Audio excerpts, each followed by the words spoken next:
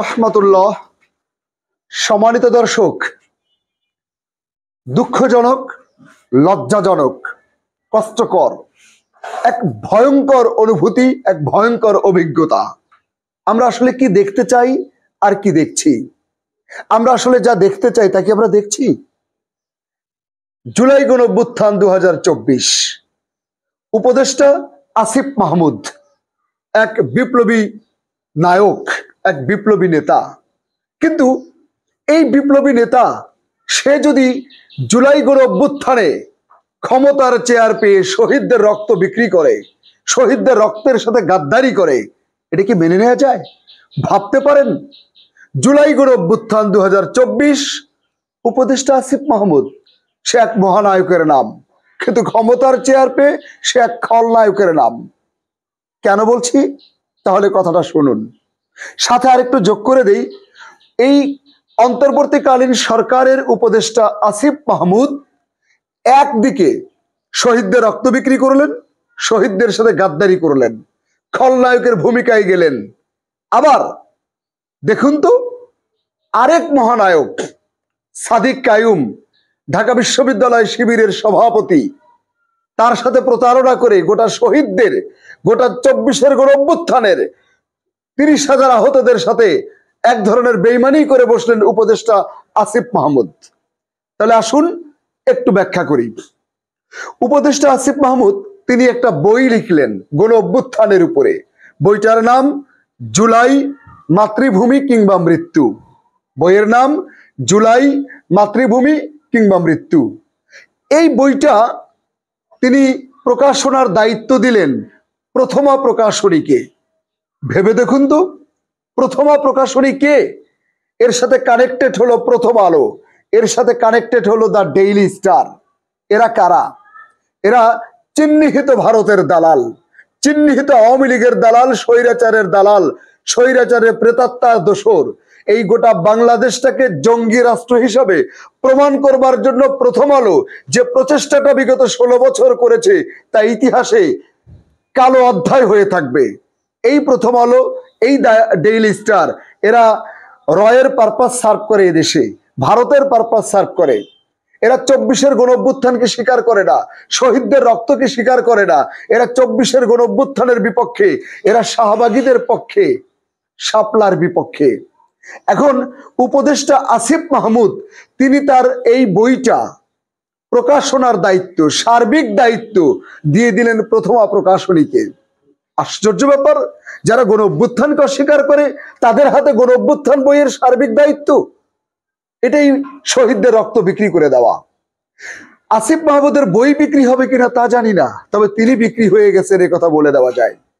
কারণ এটা বিশ্বাস করতে কষ্ট হয় যে প্রথম আলো, ডেইলি স্টার, ভারতের প্রেতাত্মা দালাল, আওয়ামী লীগের স্বৈরাচারের, শেখ হাসিনার ডাইনির প্রেতাত্মা দোসর, যারা যারা 24-কে স্বীকার করে না, গণঅভ্যুত্থানকে স্বীকার করে না, শহীদকে স্বীকার করে না, 30,000 আহতদের স্বীকার করে না, যারা শাহবাগের পক্ষে, শাপলার বিপক্ষে, তাদের হাতে আসিফ মাহমুদ তার বইয়ের দায়িত্ব তুলে দেওয়ার অর্থই হলো ইতিহাস বিকৃতির দায়িত্ব তুলে দিয়েছে।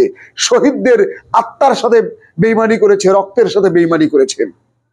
আর একটা দারুণ ব্যাপার দেখুন তো, এই জুলাই গণঅভ্যুত্থানে যেই ছবিটা আসিফ মাহমুদ ব্যবহার করেছে তার বইতে, এই ছবিতে যতদূর জানা যায় এই ছবিতে ঢাকা বিশ্ববিদ্যালয় শিবিরের সভাপতি সাদিক কায়ুম ছিল।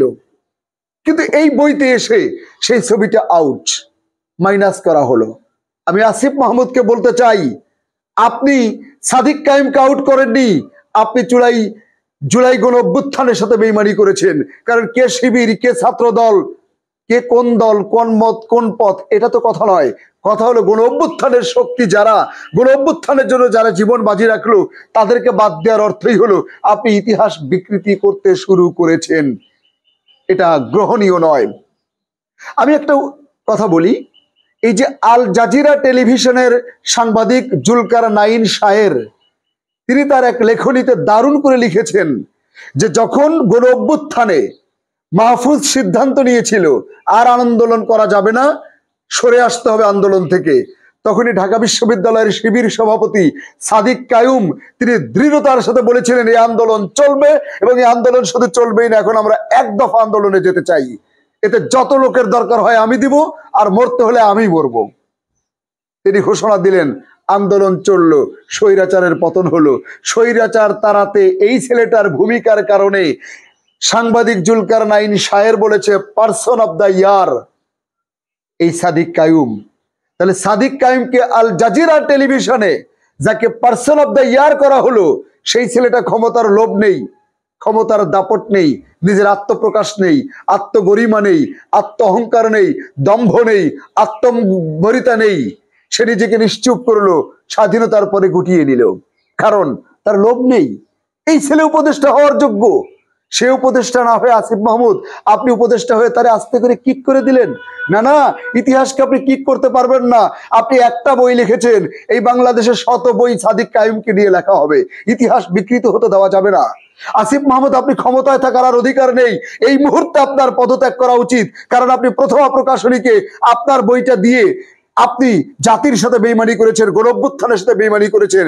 একজন মহানায়ক সাদিক কায়ুমকে আপনার বই থেকে সুকৌশলে বাদ দিয়ে প্রমাণ করেছেন আপনার যে চেয়ার, এই ক্ষমতার চেয়ারে বসে আপনি অন্ধ হয়ে গেছেন, আপনি নিজেকে বিক্রি করে ফেলেছেন।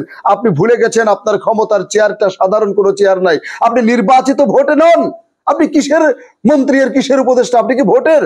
আপনি নির্বাচিত ভোটে না, আপনি হচ্ছেন 2000 রক্তের উপর ওই চেয়ারটা বসেছে, 30,000 আহতের উপরে ওই চেয়ারটা বসেছে। 5ই মে 2013 শাপলা চত্বরে 2 ঘন্টায় 2.5 লক্ষ বুলেটে ঝাঁঝরা করা হয়েছে মুফতি মুহাদ্দিস হাফেজদের ওই রক্তের উপরে আপনার চেয়ার। 16 বছরের ফ্যাসিজম, গুণ, খুন, ধর্ষণ, হত্যা, নির্যাতনের চোখের অশ্রুর উপরে ওই চেয়ার। এই চেয়ারে বসে আপনি যদি গাদ্দারি করেন, আপনি আর ক্ষমতায় থাকার অধিকার রাখেন না। আপনার এই মুহূর্তে পদত্যাগ করা উচিত। শুধু তাই নেই, আপনার সাথে মাহফুজ যে এখন শাহবাগী চেতনায় ভারতের রয়ের এজেন্টের মতো কথা বলছে, তারও পদত্যাগ করা উচিত। অতএব আপনারা পদত্যাগ করে যারা বিপ্লবী চেতনা ধারণ করে কাজ করতে পারবে তারা উপদেষ্টা আসুক, দেশ বিনির্মিত হোক, সংস্কার হোক, তারপরে নির্বাচন হোক। আসসালামু আলাইকুম রহমতুল্লাহ।